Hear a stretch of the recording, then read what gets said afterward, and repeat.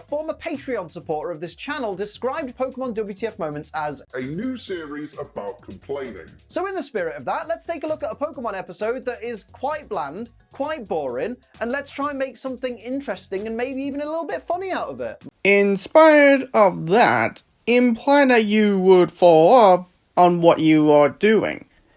You know, being dishonest by saying the Pokédex information incorrectly, send it towards Bulbasaur because you're a Charizard fanboy, and advice to everyone to do grifter talk point is a good idea, where in reality, it's actually harmful idea. You also had the text on the screen to insult someone who called you out. Do I say more? The gang are short on supplies and therefore need to visit the village anyway, and Ash says he's really hungry for a cheeseburger. And when he says that cheeseburgers are nice, Misty responds with, "Aw, not." Misty, mate, are you having a laugh? Cheeseburgers are heavenly. I also don't understand why she doesn't want cheeseburger too. So I asked Misty why she don't want cheese, but then discovered that she had lactose intolerant problems, where she felt gassy and got an upset stomach problem. Maybe I should have hamburger instead of cheeseburger. So Meowth has a really strong fever, and James says if they leave him, he could collapse from it. I mean, he already has. Come on, James, pay attention, mate. Or this is James showing concern about Meowth's health condition, while showing Jessie doesn't care about it. Which is in the same scene. I wonder why you didn't mention that, Liam. Out of nowhere, this bird turns up and starts having a go at Team Rocket for abandoning a sick Pokemon. Here, love, mind your own business, would you? I'm kidding, but seriously, why cause a fuss? If you keep quiet and let Team Rocket walk away, you've got yourself a free Meow. So, she's doing better than Team Peter does? Team Rocket claim that they are superheroes and call themselves the Team Rocket Super Squad. Mate, I've got nothing witty to say about this one. It's just cringe. That's literally a point. They are tricking her that they are not part of an evil organization by making a silly performance. The girl mixes up some medicine for Meowth without checking if Meowth has any allergies or if Meowth has previously taken any medication that day. That's pretty bad practice, to be honest. I would not trust this backstreet pharmacist one bit. Well, the healing powder ingredient does heal Meowth from the sick condition. I'm pretty sure it's not a bad thing to do. So hold on a minute, this bird's just had a massive thrombo at Team Rocket for supposedly abandoning Meowth. She's then given it a bit of medicine, which she's then handed to Team Rocket for further use, and then just smiles at them and walks away, leaving Meowth in their care, even though she's doubted their capacity to care for Meowth. A minute ago, she thought they were terrible, neglectful trainers, super losers in her words, but now she's happy and comfortable leaving Meowth with them? Bloody hell, talk about mood swings, love. Probably because she is optimistic that James and Jessie would take more care of Meowth. Like the Bowman does when he explained how the original version of Vogue actually works. And not use the bootleg version of it and assuming that anyone got it. Just saying. Meowth, looking at the girl like this, says, "She really cared about me," confirming that he's the kind of guy who instantly falls in love with any girl who offers him even the slightest shred of simple compassion. Meowth is a simp. Pass it on. Alright, here we go. Liam, do you not know where Showbro get the trope from? We're the golden age and silver age of Disney films that start the trope known as love at first sight, where the prince from the Snow White fall in love with the princess at first sight. This bloke offers Ash and the gang some snake root that will cure insomnia and grow hair on their nose and tongues. Listen, mate, they came in here for potions and antidotes. Stop trying to upsell. Man, does anybody else hate how corporate pharmacies have become nowadays? They're always trying to push products on you that you just don't need. Except she is playing a prank on Ash Group by saying that snake root can cure insomnia, which is true, but also saying grow hair on their noses and tongue, which her granddaughter called her out for it. Oops, this is the girl's grandma, not a bloke. You win some, you lose some. You what? Why, you disrespectful, half-witted son of a... Thank God Meowth cuts off Team Rocket, who are once again trying to recite their motto with nobody around. Like, at this point, surely they have it memorized. Why do they keep feeling the need to practice it so often? Probably because it's a catchy song for them and they express their thing about it through their singing. How hard do you not get it?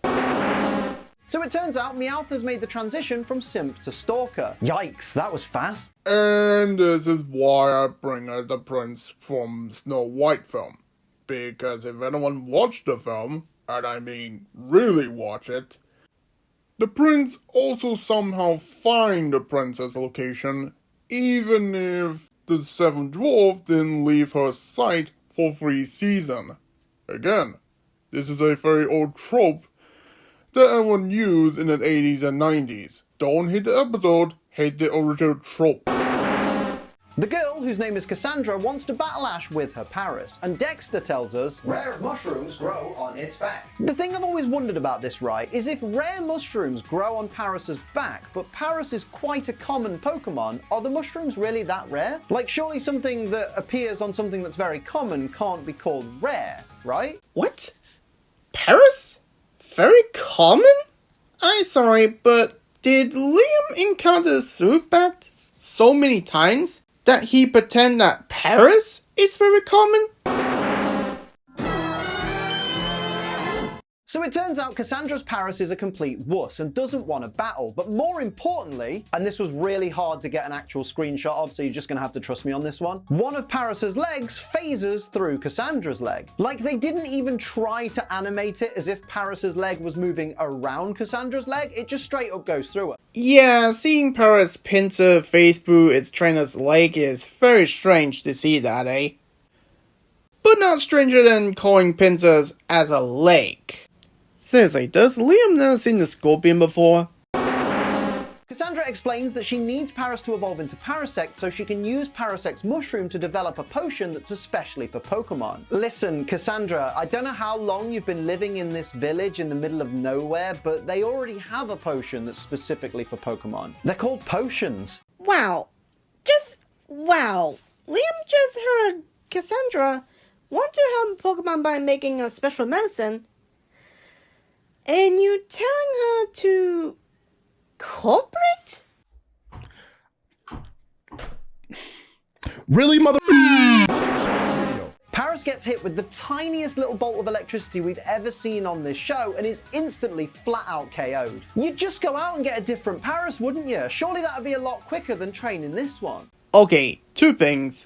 1, asking Cassandra to abandon her friend for selfless reason. And 2, either way, it was a joke.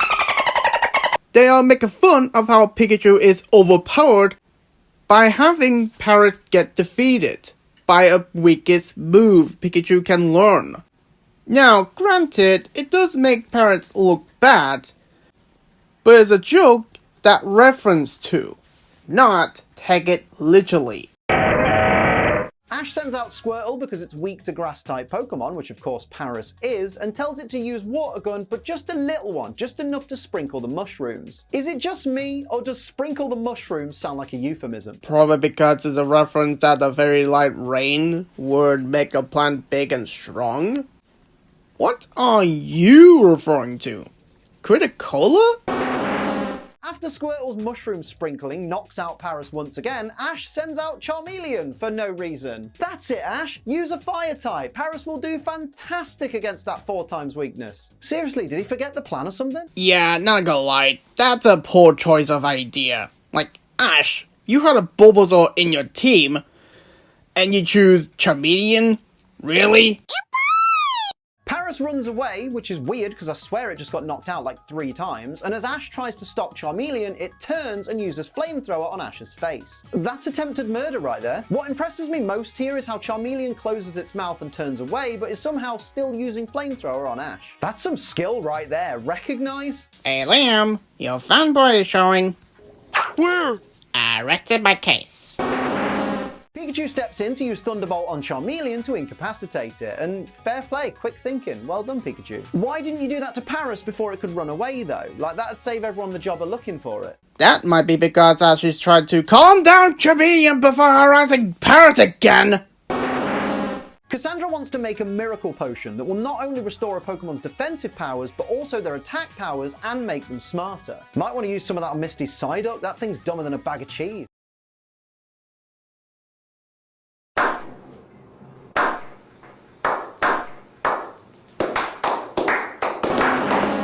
Speaking of cheesy, how cheesy is this week's segue into the G? Cassandra says she wants to help all Pokemon grow and stay healthy, and bangs on about how Paris needs to realize just how important it really is. Just get another Paris, they're really not that— Shut the up! Meowth finds Paris and tries to convince Jessie and James to help it evolve, claiming that Cassandra's miracle potion could potentially make them millions. But how does Meowth know about the miracle potion? He wasn't there when Cassandra was talking about it. Christ, he really has made the jump to next level stalker, hasn't he? Someone should call the police. Hey, Liam, do you notice someone next to Meowth who probably tell him about a miracle potion? But if you don't believe it makes sense, Paris literally has the same expression that I do whenever an insane person tries to talk to me. Who knew Paris could be so relatable? oh, so that's the main reason why Keyblade slander joke on us, despite the fact he and his friend Realm criticized Bellblade for doing the same thing 6 years ago before then. Oh, come on, Shadow. It's just a joke. You don't have to take it literally. Just a joke? Just a joke? You are saying that anyone who slander on someone for no frigging reason is a joke to you? Is that it? Don't you lecture me with your $69 half-penny pound stand. 69? Meowth wants to borrow Arbok and Weezing because, and I quote, their speciality is losing. Oh, someone grab Arbok and Weezing a burn heal. Poor bastards. Says a guy who also do the same thing. Meowth takes a dive for Paris, and suddenly Paris is all Billy Big Bollocks and thinks it's unstoppable. It's kind of like when a kid wins a Wi-Fi battle because they're using all their event legendaries that the mum got them from GameStop, and they're spamming all the strongest signature moves they've got, and then they think suddenly that they're world championship material. Except the episode is trying to warn us how bad the advice has consequences, and can get us into big trouble and showing us what happens when we doing it. But why no? I'm just a small YouTuber that inspired by Marco Common and the Burman. Turns out we need not worry. Charmeleon don't give a toss about battling right now. Crisis averted, I suppose? And hang on a minute, if Pikachu knocked out Charmeleon earlier and Ash and the gang are still out of potions, how on earth is Charmeleon awake right now?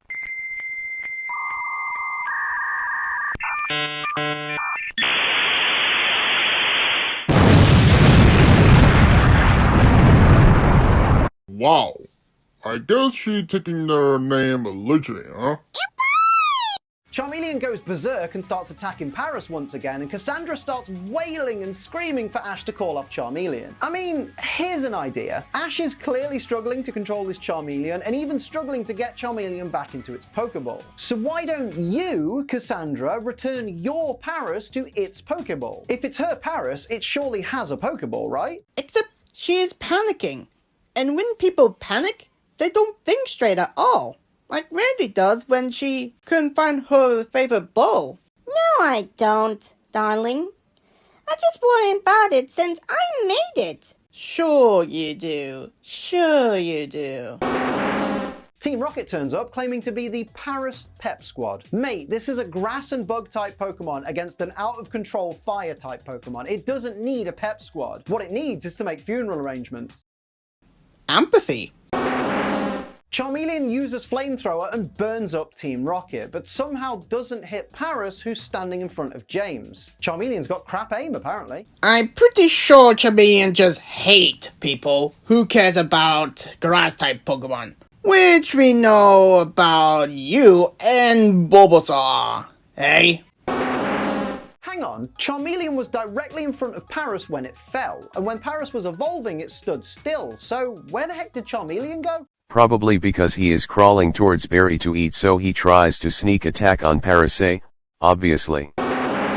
Cassandra gives the newly evolved Parasect a big hug around its mushroom, even though Dexter has literally just explained that poison spheres come out of it. Cassandra is probably going to die very soon, or at least just be sick a lot, I suppose. What Liam is leaving out that Parasect only sent out poison spores when he attacked in the battle, which means that it's okay to hug Parasect when it's not in combat state, which is basically how we do with pufferfish. Guys, check out this giant porcupine fish I caught in the Florida Keys. But not with a hook, we simply just picked him up. He was so big and unbothered he didn't even try to get away. I didn't want to stress him out and make him blow up, so I let him go, and then he kind of just followed us around the rest of the night. So cute. Guys, check out this giant... How is Charmeleon back up? It's been knocked out twice this episode. I swear Charmeleon's capable of making its own miracle potion. The thing won't bloody stay down. Referring to previous sin. Cassandra refuses to let Meowth stay with her as a company mascot because she says she could never tear Meowth away from Team Rocket because she still thinks that they're a superhero team. I don't know if this makes Meowth look really stupid or Cassandra look really stupid. Because on the one hand, like, ha, that's what you get for lying, Meowth. But on the other hand, how stupid is Cassandra to believe this superhero bollocks? Except she's felt a little bit sketch after hearing Jesse and James says, "She's falling for it. We'll be rich. so this less on stupidity and more likely disbelief after that. And that is simple as shit.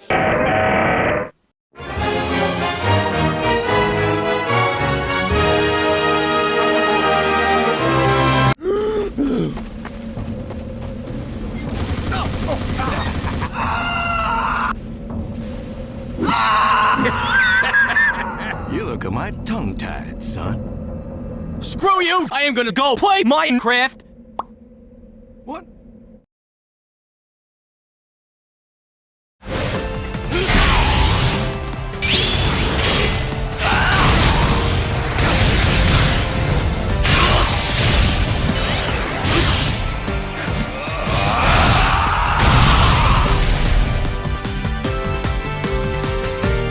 Oh, wow, this is the coolest thing I've ever been in since '86! Something tells me I'm gonna be a real character in this show! I used to dream like you, until I died in the first 5 minutes.